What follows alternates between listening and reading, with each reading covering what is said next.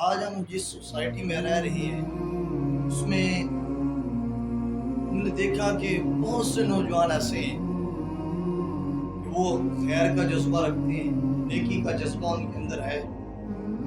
وہ خیر کرنا بھی چاہتے ہیں لیکن وہ اس پر ڈٹتے نہیں۔ کچھ دن تو خیر کے کام کیے، نیکی کی طرف آئے، لیکن کچھ دنوں کے بعد ہم دیکھتے ہیں اس کے اندر پھر کیا ہے، کمزوری آنا شروع۔ یعنی کبھی ایک وقت تھا کہ وہ 5 وقت نماز بھی پڑھ رہا ہے، تہجد بھی پڑھ رہا ہے، نوافل ادا کر رہا ہے، قرآن پاک کی تلاوت کر رہا ہے، لیکن کچھ دنوں میں ہی دیکھتے ہیں کہ جتنی جلدی وہ خیر کی طرف آیا تھا اتنی ہی تیزی سے واپس میں جا رہا ہے۔ کیا وجہ ہے اس میں؟ ایک تو یہ کہ وہ دین کے راستے میں اسے جو مشکلات آئیں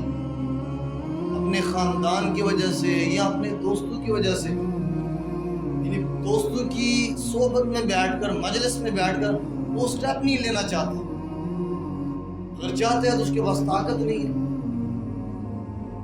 پھر ہمارے معاشرے کے اندر ایک یہ بھی چیز دیکھی گئی کہ آج ہمارے نوجوان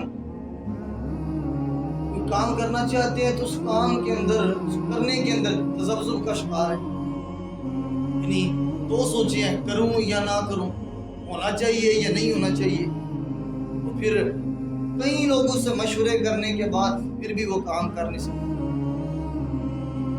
تو فیصلہ کرنے کی قوت نہیں ہے، طاقت نہیں ہے۔ لوگ دین پر عمل کرنا چاہتے ہیں لیکن کچھ دنوں بعد پھر واپس بیٹھ جا رہے ہیں، پھر کمزوری دکھا رہے ہیں، استقامت نہیں ہے ان کے اندر۔ پھر ہمارے معاشرے میں ایسے لوگ بھی ہیں، بڑے باصلاحیت ہیں، وسائل بھی ہیں، شعور بھی ہے، سلیقہ بھی رکھتے ہیں، لیکن کچھ کر نہیں پاتے۔ کوشش بھی کرتے ہیں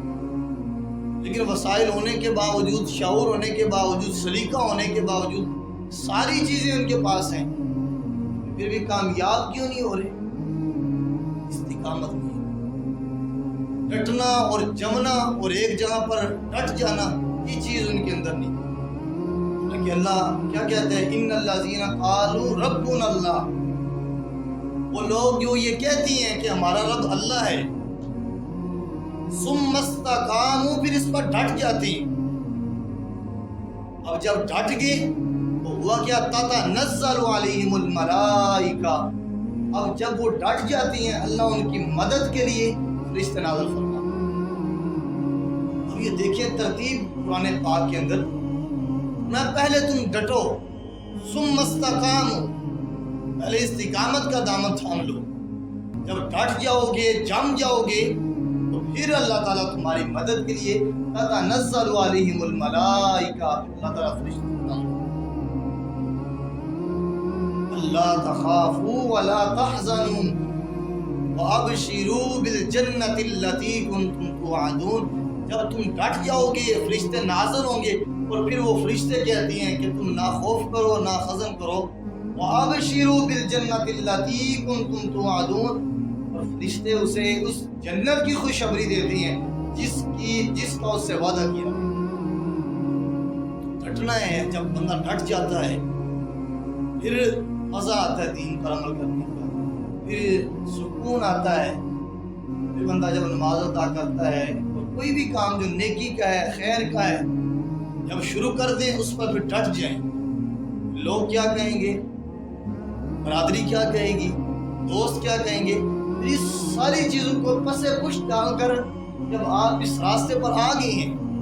آپ نے یہ راستہ منتخب کر لیا ہے، چن لیا ہے، اس پر ڈٹ جائیں۔ پھر جب ڈٹیں گے پھر اللہ تعالیٰ آپ کی مدد